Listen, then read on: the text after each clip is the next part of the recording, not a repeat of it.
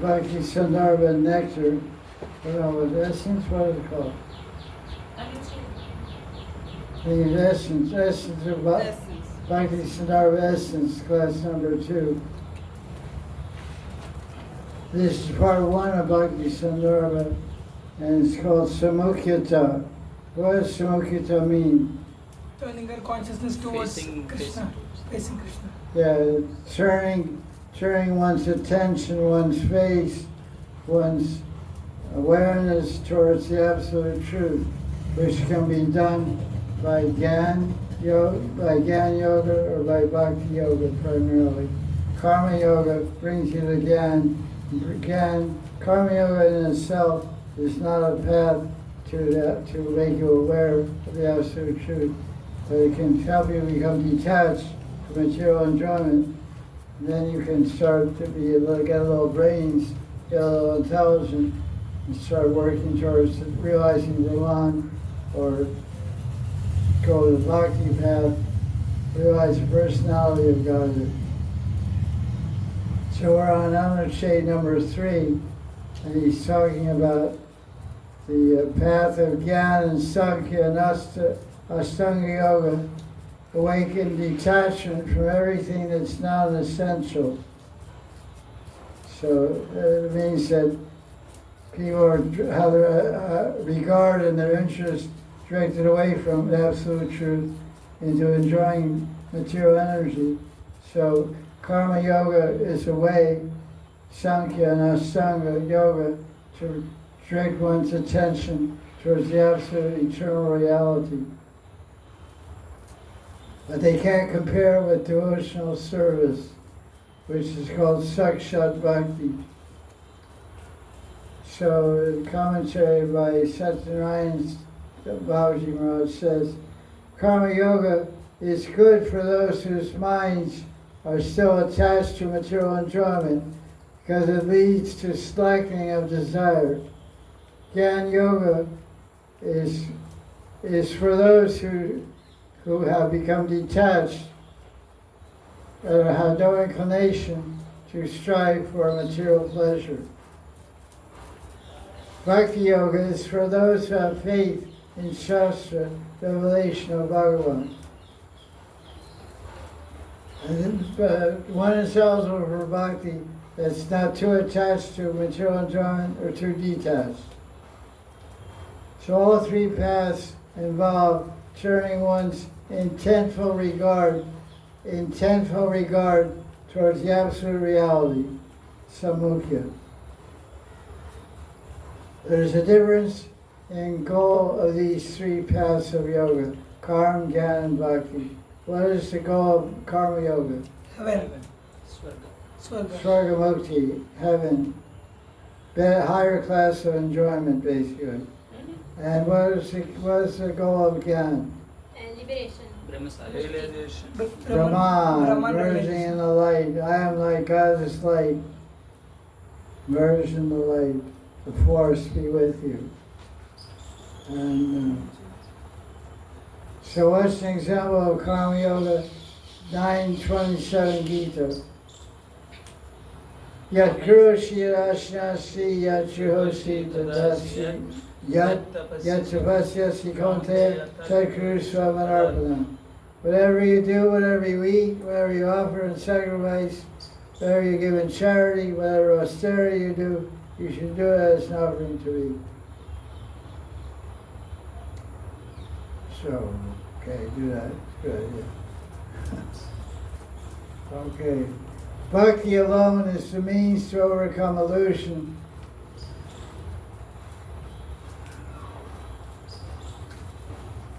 Because Maya belongs to Bhagavan. Only by taking shelter of the master of Maya can one get freedom from it. So who is the master of Maya? Krishna. Krishna.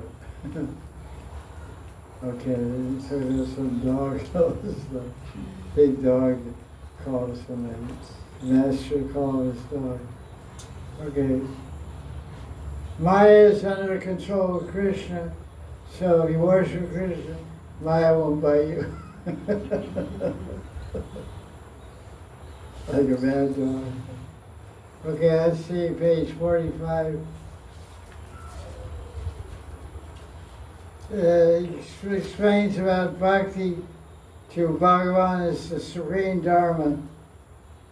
Savayapam sam pro dharma yato bhakti hokshaje aitiki apratiyata yatma supratiyati. First canto, second chapter, verse 6. The essential duty of human life is to do pure bhakti to Krishna.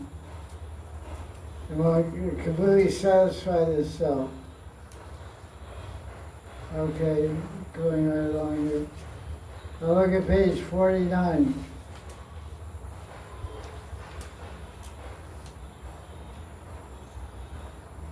So he explains here that Shonaka Rishi says in Kali Yuga people live short life and have hardship.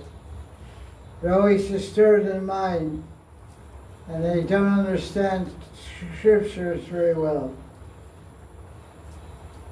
So Shonaka asked Sri Goswami to tell what is the essence of Shastra that will benefit humanity.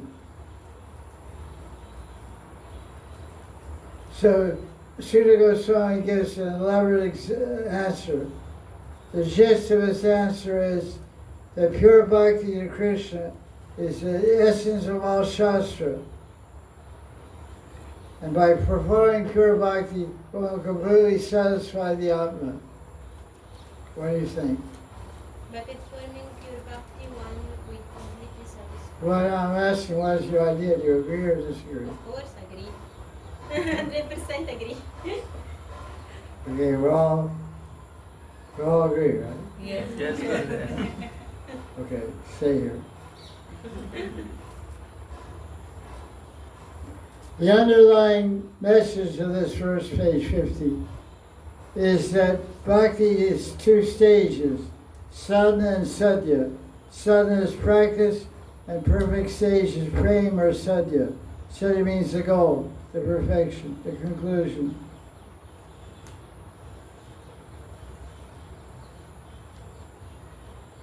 Although it appears to be a cause and effect relation between bhakti as sadhana and the goal of prema, it's actually not the case. Prema is an eternally existent Shakti of Bhagavan. It cannot be brought about by any cause.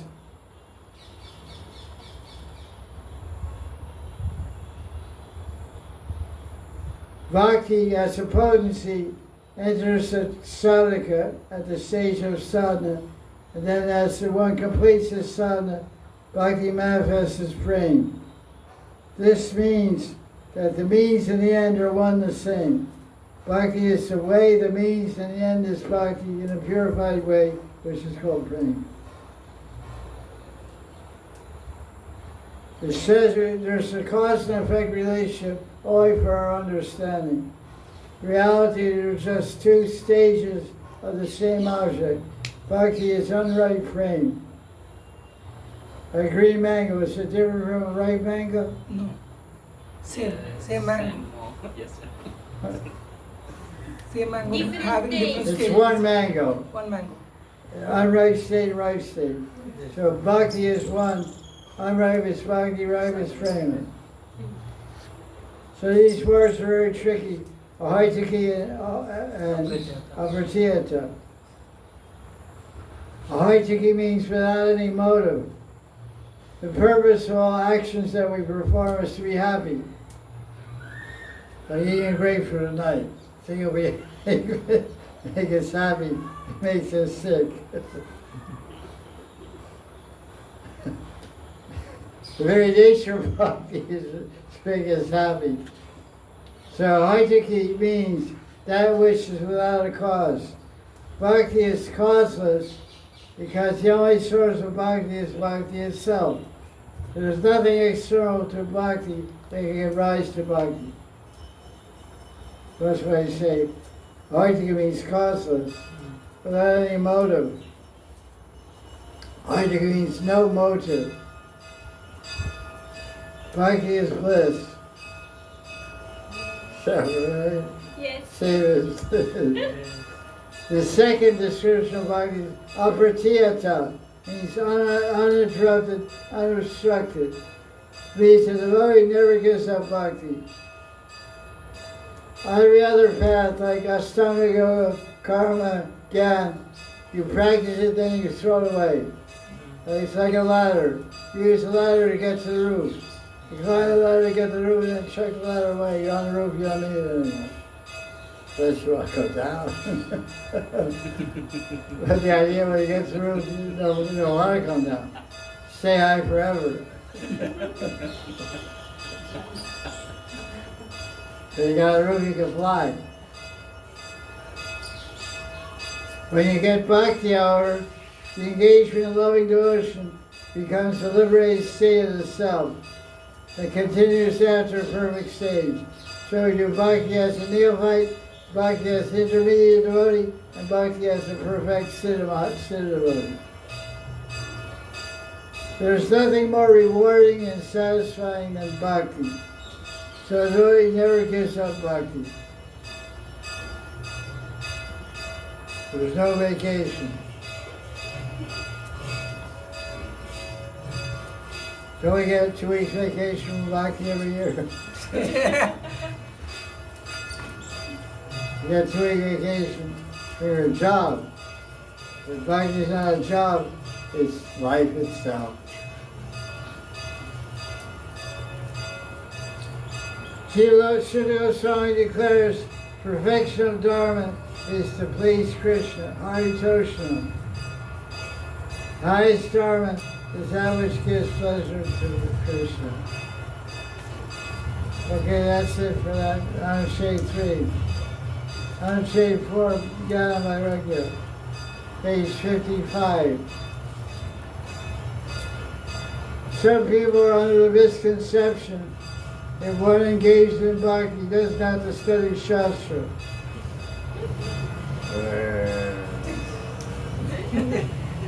Okay, guys.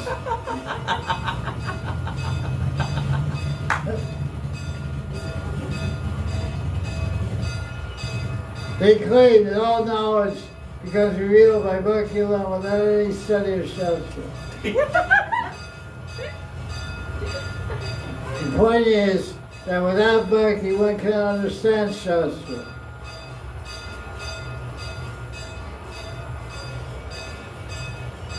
To be fixed in devotion, it means you have to do Shravana, hear, reflect upon Madana, and immediately intuit it. Nididhyasan means to sit near it and meditate on the truth.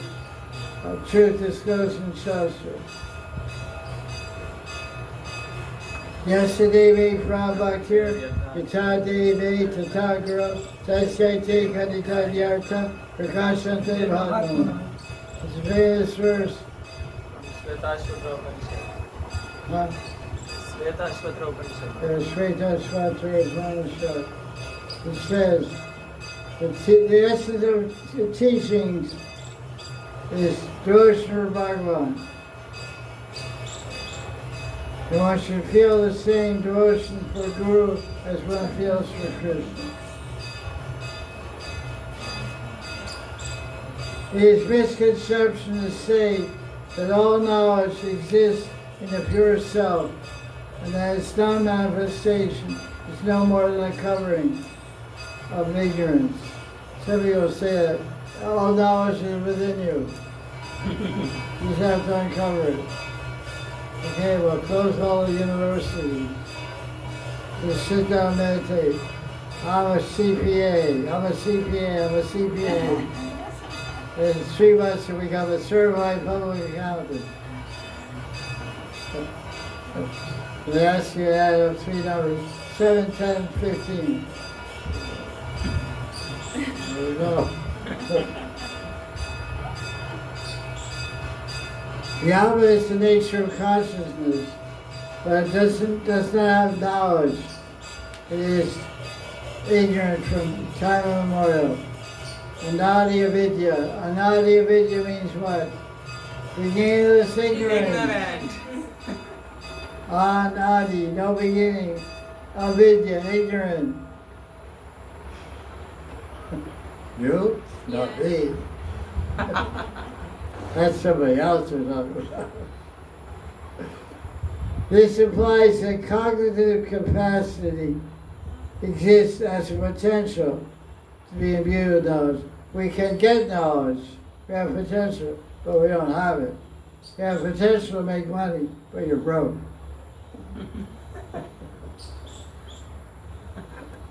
You have to go to work. Ignorance is beginningless. That's a good thing. Huh? That's something to be proud of. Adani Vidya. Knowledge never previously existed in the Srupa of the Jiva, but the potential exists for it is to be disclosed directly to consciousness at some time.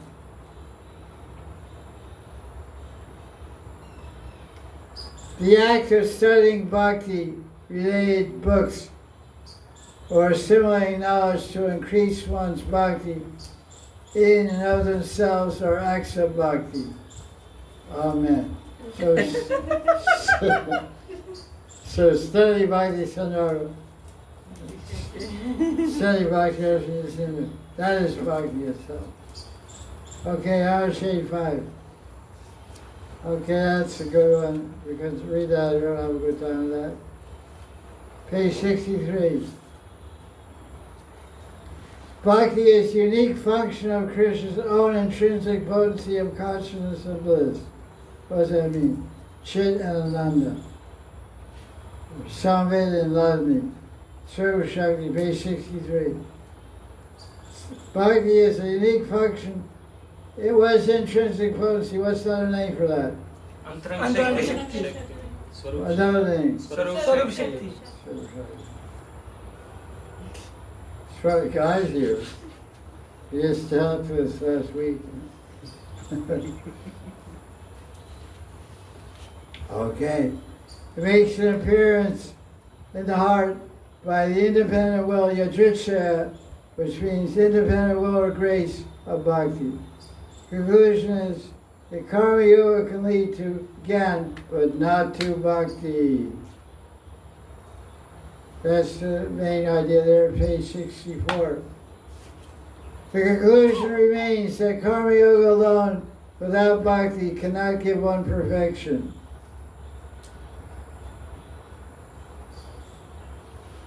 Bhakti is independent of karma and gyan. The first step in bhakti is to attain a taste or attraction for hearing about Krishna.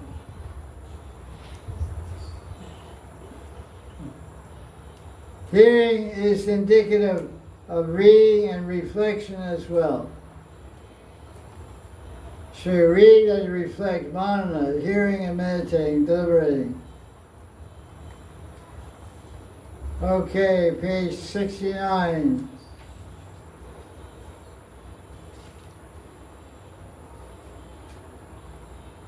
What is the absolute truth? Tattva. Jiva Goswami answers 1-11. Padati tat tadvedas yatatsyanamadvayam brahmati paramatmeti bhagavanti shadate. Those who realize the absolute tattva vida describe the absolute tattva as non-dual consciousness, advaya gyan, denoted by the words Brahman, Paramatma, and Bhagavan. When the non-dual absolute is disclosed as consciousness alone, devoid of attributes in the form of potencies, it's called Brahman. So that's what it's called. Nirvishesh. Vishesh means exception, distinguishing qualities. Nir means no exception. Nirvishesh gun. Vishesh gun means Brahman with qualities and form. Brahman has form, spiritual form. Brahman has qualities, spiritual qualities. And it's, that form of Brahman with spiritual form and qualities is called Bhagavan Sri Krishna. Personality of God is Sri Krishna. Okay. Page 70. The proper execution of Dharma leads to a taste and hearing about Krishna. The general idea is that Dharma results in art, which facilitates calm, Vishaya Bhoga. But the real meaning of Dharma means that one gets a taste for hearing about Krishna. That's very interesting. Now he talks about different personalities, different varnas, page 71. Brahmana has a lot of sattva gun, but some Raja and Tam also. Brahmana naturally likes wisdom. He's mentally regulated, sensually regulated, simple and clean and self-satisfied. The Kshatriya has a lot of passion. Some Tama and Sattva. Kshatriya likes managing, temple commander, temple president. He's gracious.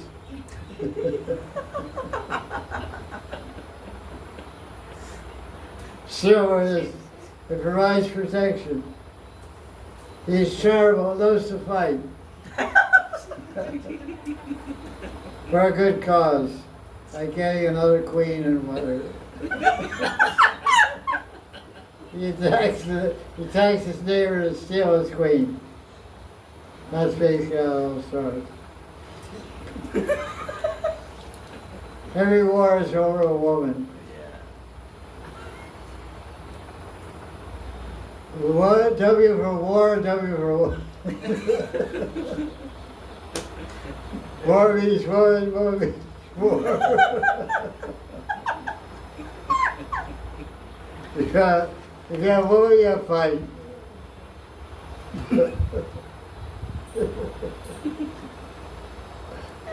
Maybe not. I can't tell. I don't know what it takes. I don't have a good fighting spirit, so I could never catch a woman. Vaishya has a lot of passion, but a good dose of tamagun mixed in. Shudra is predominantly tamagun and likes to serve other people. And the footnote says the Puranas, the four varnas, are not only in human beings, they're also in other species. That's a very interesting point. There's Brahmin birds. Brahmin cows. Queen bee. They're called Dvijas. Yeah. Two birds. One bird from the egg, one bird from the mother, one bird from the egg. Yeah. Dvija, two birds. First from the egg, from the mother, then egg. So is a crow a Brahmin or a Shudra bird? Shudra. Shudra. I don't know. Yes. Seems like. Maybe. Who's a Brahmin bird? Peacock. Swan. Peacock swan. No, he's a Raja bird. Swan is Swan. Paramahamsa.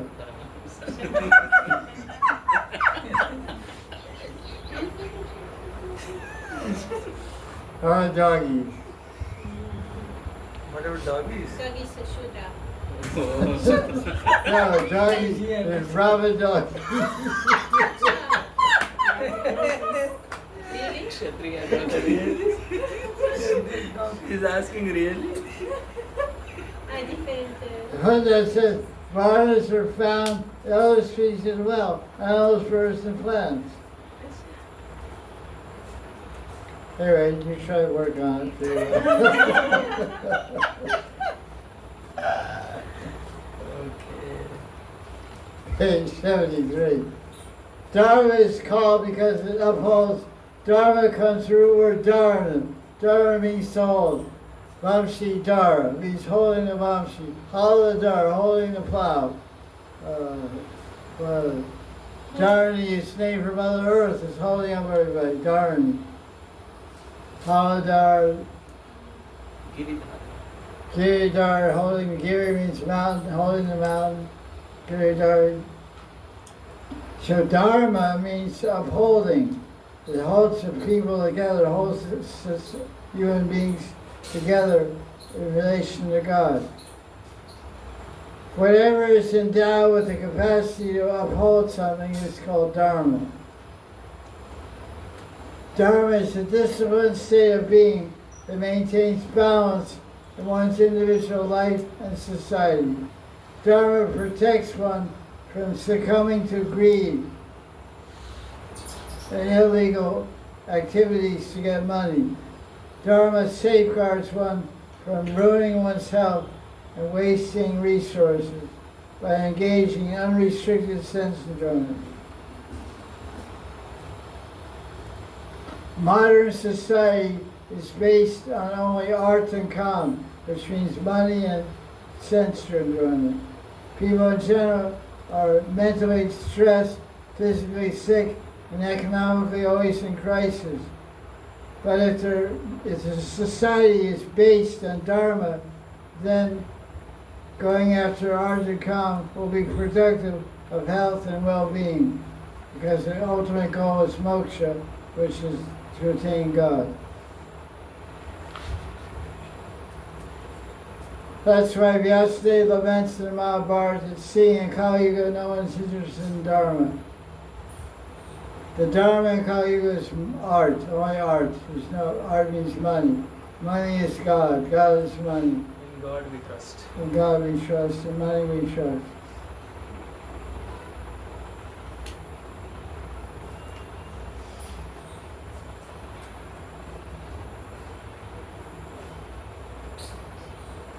Page 75. What is yajna? Yajna is synonymous with dharma and karma. Yajna is a type of technology to create harmony in the world that's unknown to modern human beings. We get the blessings of Mother Nature by showing respect, by offering yajnas instead of exploiting. Modern humanity reduces nature to a lifeless object to be conquered, instead of realizing Mother Nature is a living potency of the divine, worthy of reverential care. That's a great sentence. Very real, right, quite true, and so Vedic Yajna is a way of worshiping nature and the devatas in charge of nature to make everything harmonious and peaceful and agreeable. But now they ignore all those ideas. Look at page 77, nice explanation of karma, gyan, and bhakti. Why are there different varnas, etc.? Because of people's psychological disposition and faith structure, there are 4 classes of human beings who adhere to 4 types of religious lifestyle. The karmis who want benefits by sacrifice. Jnanis seek liberation. Yogis want psychic, physical, divine union and power, and bhaktas feel surrender to Bhagavan, cultivating divine love. Among these, only karmis think that dharma is meant for art, sense enjoyment. The dharma of jnanis is fixed on sensual and mental regulation, non-attachment and self-inquiry. The yogi's dharma centers around yama niyama, controlling the breath and mind, asana, pranayama, leading to absorption, samadhi. The dharma of bhaktas is rooted in self-surrender and moment-to-moment devotional service to Krishna by hearing and chanting, etc. Very nice explanation. Very nice. Very nice, really nice explanation of psychological approach, understanding, outlook of karmi, jnani, yogi, and bhakti. That's why I pointed out. So I read all these points, and I found where the essence are.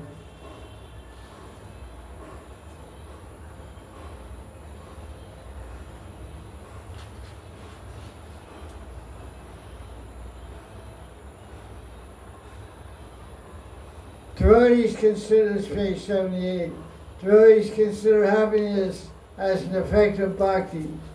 They regard suffering as a grace of Krishna to increase their bhakti, or as a result of some offense. So we're suffering because of offense or to increase our devotion.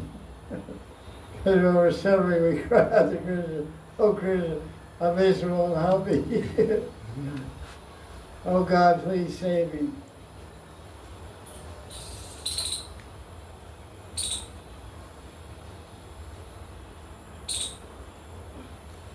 This is page 79.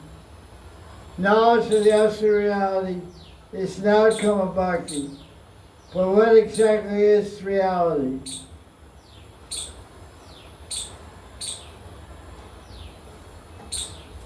That's the question. What's the answer? You are the reality. The absolute reality is one only, and is conscious by nature. In the Upanishads, this topic is called Brahman by the Gyanis. It's called Paramatma by the yogis. It's called Vishnu by the Bhaktas.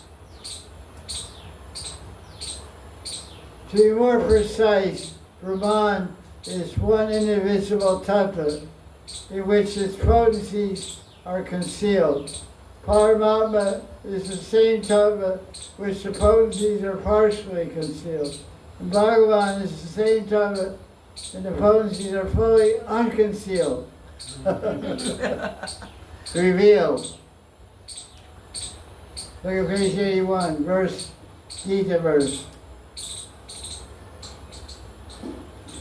The yogi, the Paramatma yogi, is superior to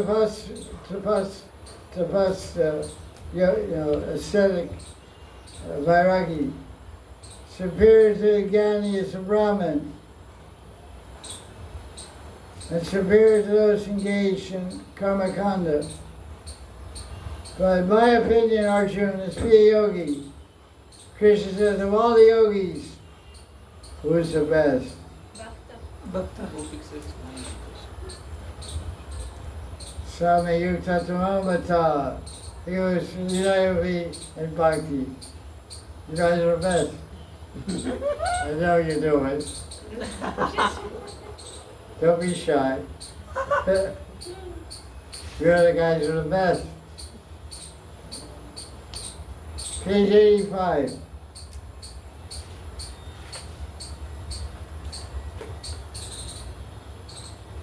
True knowledge and detachment come as a consequence of bhakti, which begins with hearing.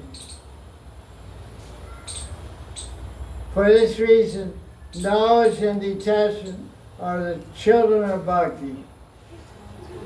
You have two children.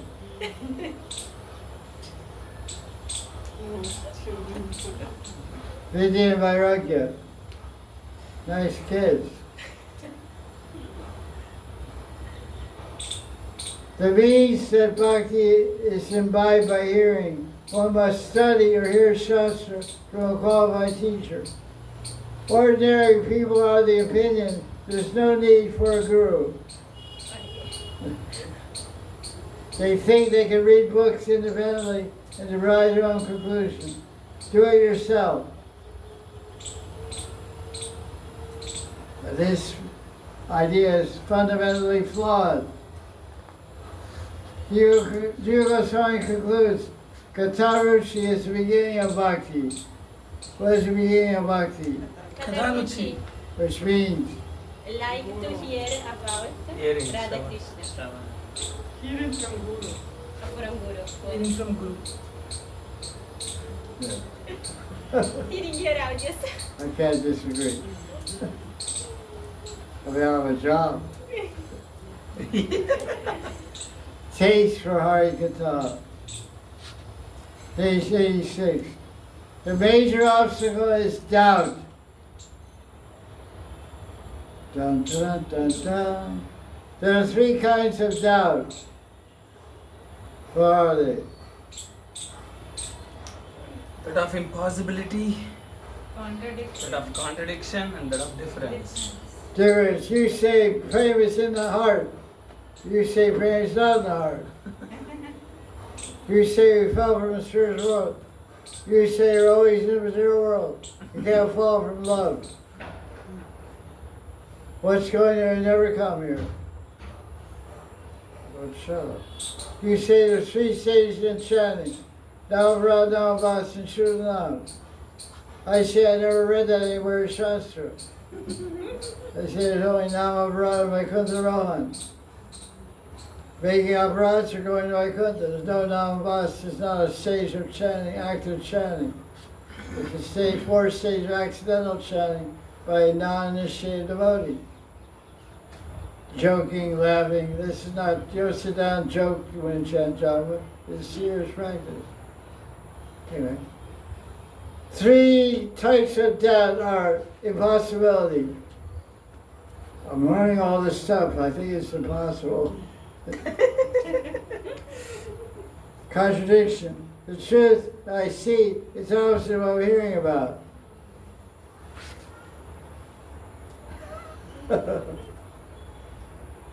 that the difference, the truth is different from what's being taught. To overcome doubt, what's most important? Faith. Faith. Shastra. Study. Faith. Shraddha. Faith in Shastra. Yeah.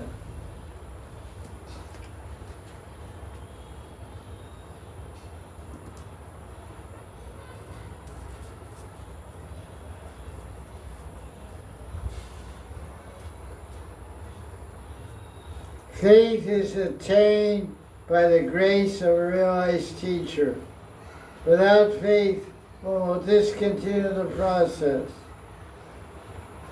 As Krishna says in Gita 4:40, Agyascha Shradhanascha Samshayatma vinashyati nayam lokosti naparo nasukam samshayatmana. Very good. The Gita boys. The Gita brothers. Sugita and Agita. But who is ignorant, devoid of faith, whose heart is seized by doubt is ruined. For the self who is afflicted by doubt, neither this world nor the world beyond no happiness truly exists. Prabhupada's Gita has a very nice translation of this verse. I can't remember, it's a very poetical translation. For the doubting soul, there's happiness either in this world or the next. Something like that. It's very poetical. For the doubting soul, there's happiness either now or in the future. The 86th page, last line. What is that meaning? What? 86th page, last line. Faith is not mere belief, but an immediate intuitive resonance with the self-disclosure of truth. What is that?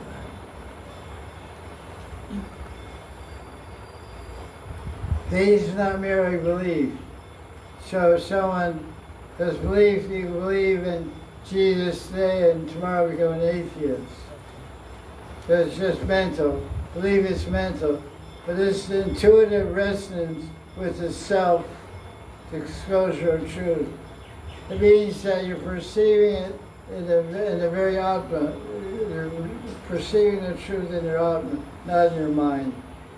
It's an intuitive resonance means it's vibrating with your deepest core of your reality, your deepest understanding of reality. It's unshakable truth. It's not changeable. Faith is mere belief. It's not mere belief, but immediate intuitive resonance with the self-disclosure of truth. That means you see, in other words, if you see Krishna, you believe it. So that's why it says in Gita, 9th chapter, Pradyaksha Bhagavan Dharmyam, Rajavidya Rajaguyam Pavacham Bhavamamava.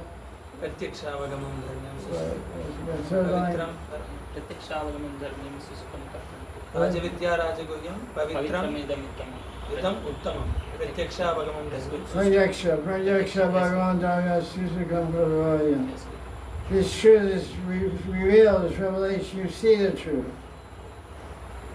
You see Krishna, it's not like, well, I think I believe Krishna is there, maybe he's there, I believe it, but maybe he's not there. So that's not self-disclosure. Self-disclosure you see. So it should come to that point. There's different kinds of seeing. There's mental seeing. There's Svarti, Visvarti, and Saksha Darshan. Saksha Darshan, see with my eyes, you see Krishna like that. Svarti is seeing in the mind. Visvarti is very seeing so much you feel you can touch, but you can't touch. But it's in the intellect. Not in your eyeballs, it's in your intellect. You're seeing Krishna. 3 different levels of seeing Krishna. Svarti, Visvarti, and Saksha. Saksha is direct, it comes. Saksha, the head with a slew. Hey, it's me. Are you really Krishna? I think you have blue paint on your body. Get some rubbing alcohol and rub it on your skin. I'll take all that blue paint. Wait till it. It's not makeup.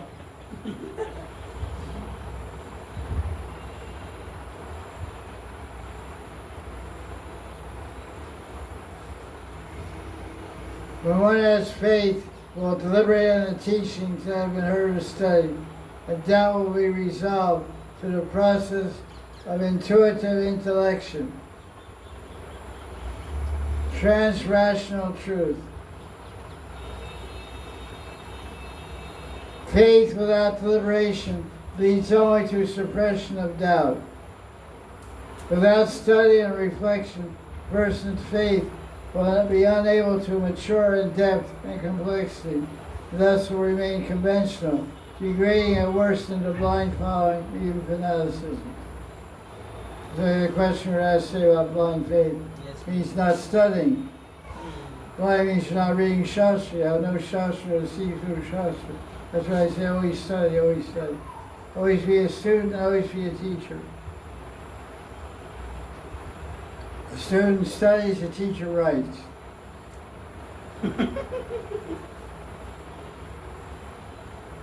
Brahma heard the Vedas from, how many times did Brahma hear the Vedas? 3 times. He heard it 3 times. It's told in the Bhagavatam. It says right here in the book, you read the book sometime.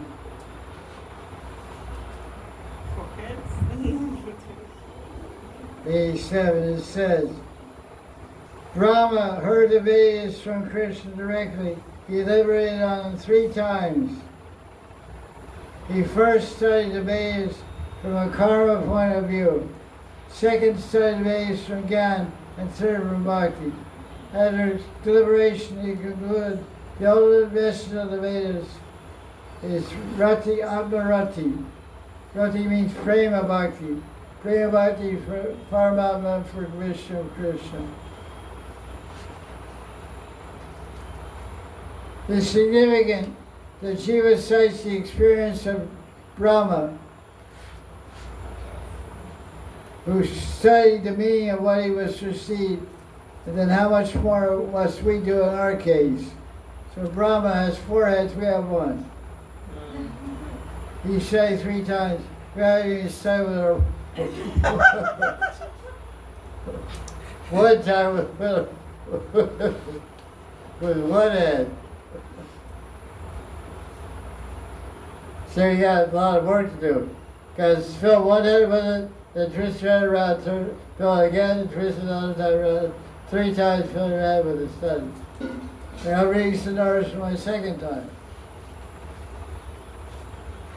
On the second Sandarbha, page 800 right now. Part 2, I'm reading the second time. So that's interesting. Through hearing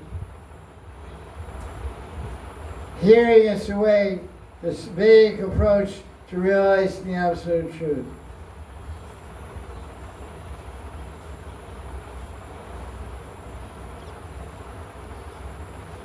The schools of Indian philosophy are called darshan. They're called saddarshan. Why are they called darshan? It's an experience. You see. Perceiving. Because you see the truth. Seeing is believing.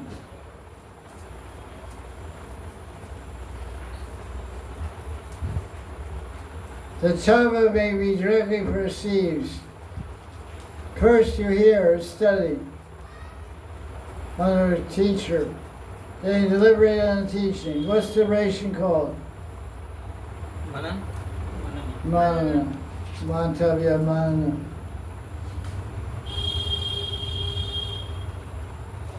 After gaining sound understanding of the truth, they engage in sadhana, worship, upasana, or meditation. Nidhi yastavya. Okay, how to see Krishna? Hear from Guru, reflect on the knowledge, remove all doubts, do sadhana, worship or meditation. Shravana, Manana, Upasana, Nidhyasana. Shravan, hear, study Shastra from Guru, deliberate on the teachings, remove all doubts, do Upasana, worship, practice Bhakti Sadhana, worship Krishna, and worship Guru. And then meditate. And we got success. Okay, page 90. Dharma cultivates in Haritoshan, Atapam Vir Drijashresta, Arunashrama Vivagasha, Shanushti Sasya Dharmasya, Subsidiar Haritoshan. The complete perfection is pleasing Krishna. That's love. Highest perfection of Dharma is to please Bhagavan Hari. The person's Dharma should be performed solely to please Krishna.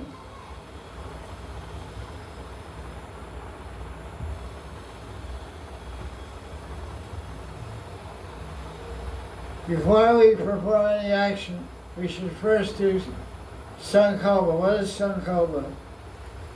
Purpose of intention. State of intention. What are you going to do? Why are you going to do it? So it's Ikasi. What's your Sankalpa? Are we going to do For the pleasure of. for the pleasure of my Guru? What? Speak louder, Like confident. I will go to fast for the pleasure of my Guru, and I will break my fast after sunrise. This is Ikasi, the day of Hari. I will fast according to the rules of Shastra for the pleasure of Krishna. Fasting is not for Guru, it's for Krishna. It's called Hari Vastra, the day of Hari. Ikasi. Ikasi is a deity created from Vishnu's body. Shakti. Okay. So, we take Sankalpa to initiate a particular task or act of Dharma. The intent of the action should be to please Bhagavan Haritoshan. I'm undertaking this task for the pleasure of Hari. Okay, now I'm going to go around frequently. Start by paying obeisance. Oh, Girastar, oh Krishna, please give me the power and energy to complete this frequent. I'm doing this frequent to please you. Because the Shastras say Giriraj is most pleased by what? Parikrama. Parikrama. More than Chapan Bhog. You are most pleased by what? Chapan Bhog. Chapan Bhog. Chapan Prasad. Chapan Bhog. Prasad. You're most pleased by Giriraj and Chapan Bhog. Then you do Parikrama.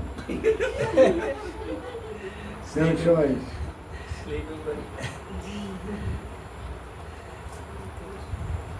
The result of an action is in direct correspondence with the performer's sankalpa and faith. So, what if you don't do sankalpa, you don't get result. Just like Kasi, if you don't do paran, observe paran call, you don't get effect. That's why it's very important to break faster in paran call. Shastras say if you don't do it, you lose all the effect of your fasting. People get spaced out. I missed it a couple times. Recently I missed paran time. I didn't take rains till 10 o'clock or something. Paran time was over at 9 o'clock, 9:30. Fasted, just took water all day, and then, next day, if you fast from grains, you have to break with grains. If you fast from water, you have to break with water. Where you fast from, that's where you break fast with. So today's Ekadasi, I'm going to not eat or drink any water today. So then tomorrow when you drink water, you're broken fast. Is that clear? Yes. So sankalpa is a very important principle in Bhakti Bhajan. Sankalpa. Statement of intention. Page 94. These are 5 essential points. Summary of all these अनुच्छेद. 94.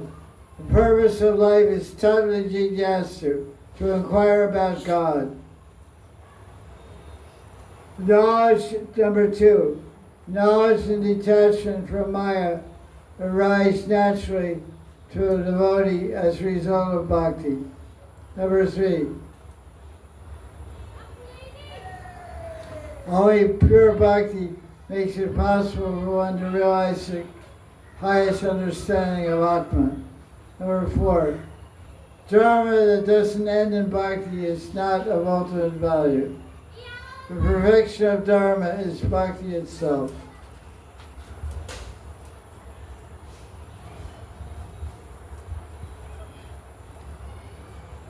Oh, wait. Okay, that's right. I'm just making key points here. Page 99.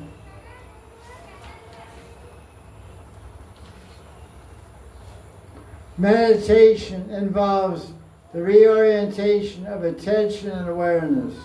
I think it's a nice definition. In other words, our attention, our awareness now is outward. Through our senses. We're looking at the world, we're surrounding the world, touching the world, thinking about how to look at the world, how to interact with the world. Our awareness is outside. Our meditation directs inside, to the Atma, to the Swarup, to our Siddha, to Bhagavan. Reorientation. Oriented means directed, focused on outside. The sense objects. Sound for the ears, taste for the tongue, touch for the hands, smell for the nose. These are sense objects. For meditation, you close the sense. It's called pratyahara, dharana. Withdraw the sense and hold your mind, keep your mind from going out through the senses. Look within. The kingdom of God is within you. That's what Jesus said. How do you get a taste for Harikatha? Mahatseva. Mahatseva. Right. What's that mean in English? Serving devotees, Vaishnavas, Guru. Serving devotees. Shushu Danasya Vasudeva Kataruchi Samat Sevaya Vipra Punyatirvashevana. Pudyatirtha Shevana means to live in Vrindavan. Pudyatirtha Shevana means to live.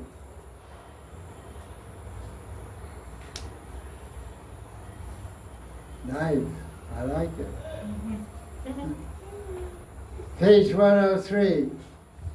Bhakti is the intrinsic potency. Internal potency belongs to Krishna alone. He invests his potency into his devotees, who then can transmit it to other people by the power of grace. Without the grace of a devotee or Bhagavan, Bhakti cannot appear within the Atma. So there's no prema within your heart, Bhakti within the heart of Allah. Sorry, we can't buy it.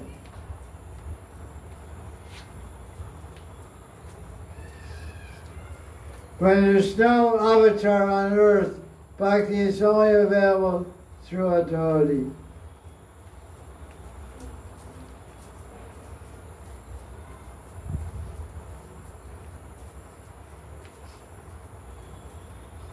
The grace of devotees comes by hearing from them and offering personal service. Grace is first transmitted in the form of faith, appearing in those who receive their grace. Initially, one gets faith towards the devotee who gives them the faith. One is then struck with the feeling that such devotees are exceptional human beings, and one is drawn to associate with them, listen to what they say, render service to them. In the beginning of faith's appearance, there is a simple liking to be in the presence of such devotees, to observe their behavior and listen to their talks. A genuine appreciation for devotees is instilled.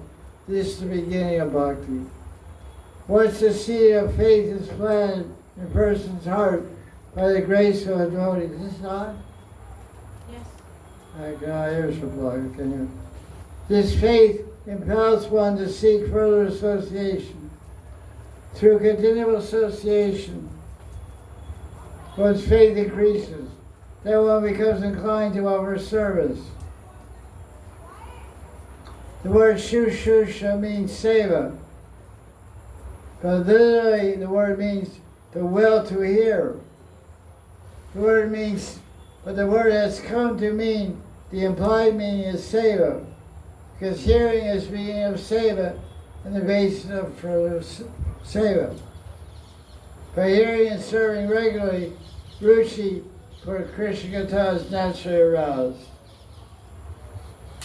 You know that experience? Hope so. Should be doing something right here. Okay. Once doubts are gradually dispelled and faith is developed in the truth of Scripture. It's called Shastriya Shraddha. Who has Shastriya Shraddha attains a firm footing in bhakti. Okay. Hearing directly is more effective than listening to a recorded talk. Page 106. What did I say? Hearing directly is more effective than recorded talk. Why? Because we can feel the feelings, bhav, person, and also emotions, all. recording like there is not the person, so maybe someone can go in Maya or do like other things. But when there is the person, we are like completely absorbed in what we are hearing. Being audience is also seva to that Mahajan. So then that we receive mercy from him. So that is a seva actually. Being audience. Recording doesn't have bhav. Yeah, that's good. Yes. Bhav is from a living person. Yeah. Yes. The voice is now it's a past. If the voice is here, it enters the recording, then you hear the recording. There's a time gap. In time gap, there's no life there. Life is in the living That person. is more. The same is also for Kirtan, I think so. I think so. I think so. I don't know if I'm, but I feel like it the same. Should do Sankirtan. Many devotees get together and hear and chant. It's much more effective. Page 107. Shrinatam Swakata Krishna Punyashravana Kirtana Hridyandastoya Bhadrani Hridyanamate Suratsatam. By Krishna Kata, Krishna destroys all negative things in the heart and all vasanas, stored desires and instincts. Your instincts stink.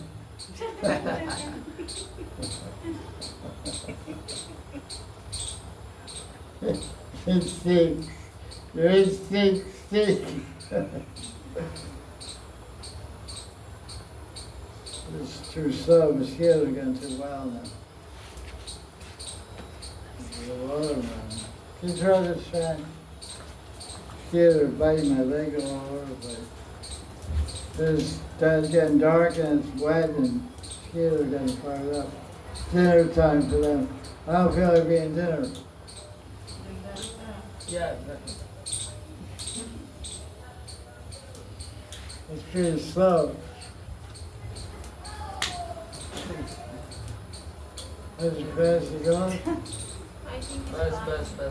And this Hi. one will be off. It's gonna stop. Best.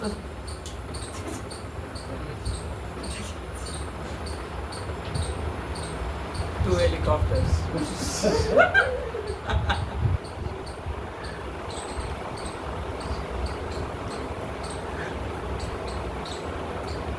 Okay, now let's keep going. 110.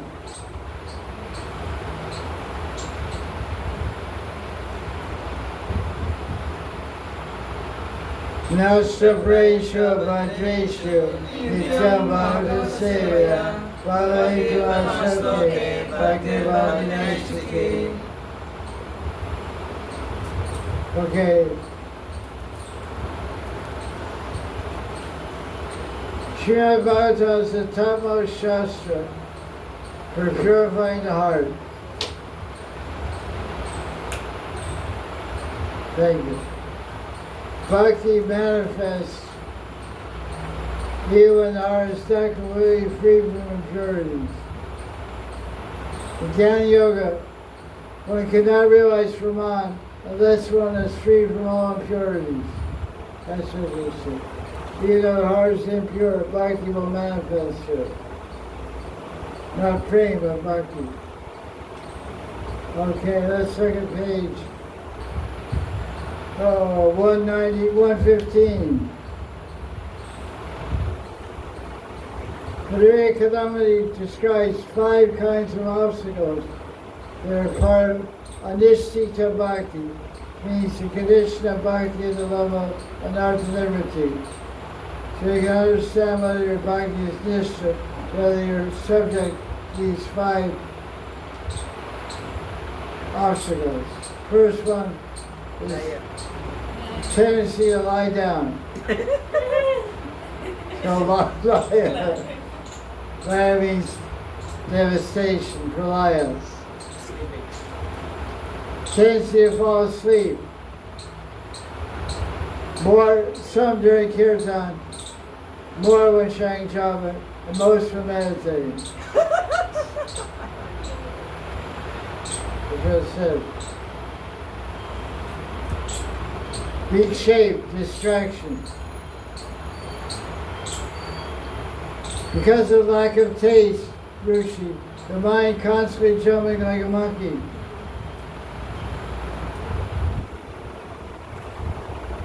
Watch out, monkey.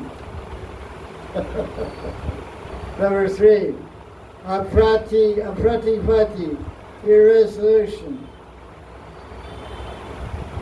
No enthusiasm in bhakti because of tamagun. Okay, wake up, kids.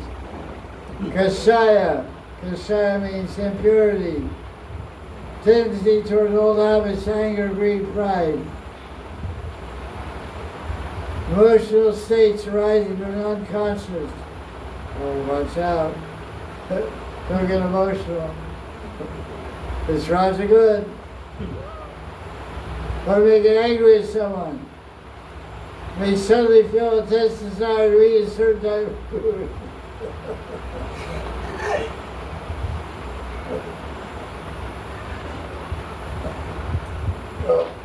Okay, rasa swad. Swad means taste. Taste for us. I want some tacos and nachos. Avocado dip. I want some grapefruit. I want some chili dogs.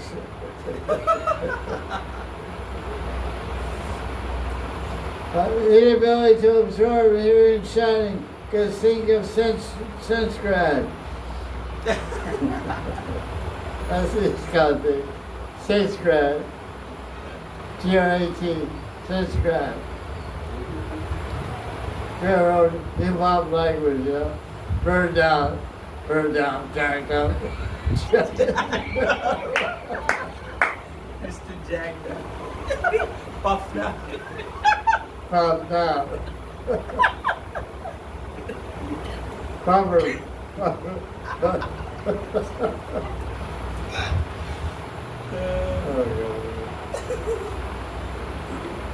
By the touch of bhakti, the heart becomes devotionalized, and the vasanas lying in it. Page 117.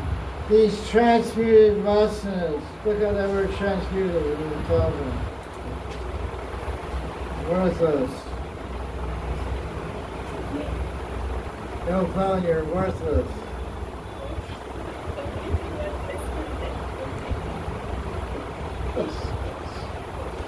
Transmuted. Changing form, nature or substance. Transmuted means changing form or substance. So the vasanas get changed and you retain only their outward appearance in their prior vitiated state. They have undergone Transubstantiation. the dictionary is Yeah. In other words, they don't create obstacles anymore. The vasanas die out, basically. Even if anger arises in the devotee, it only arises in relation to service. I'm angry with you. Thanks for seva. Boom. Ow. No, it's devotional anger. Okay, good. Devotional black eye. Spiritual black eye. Anger or devotee is for the pleasure and seva of Krishna. That's a good one. Don't use that on me. I won't accept it. I'll get angry back, but not in service of Krishna, in service of you. Okay. Okay, that's enough for now. So next week we'll have Vrindavan and Dham nectar.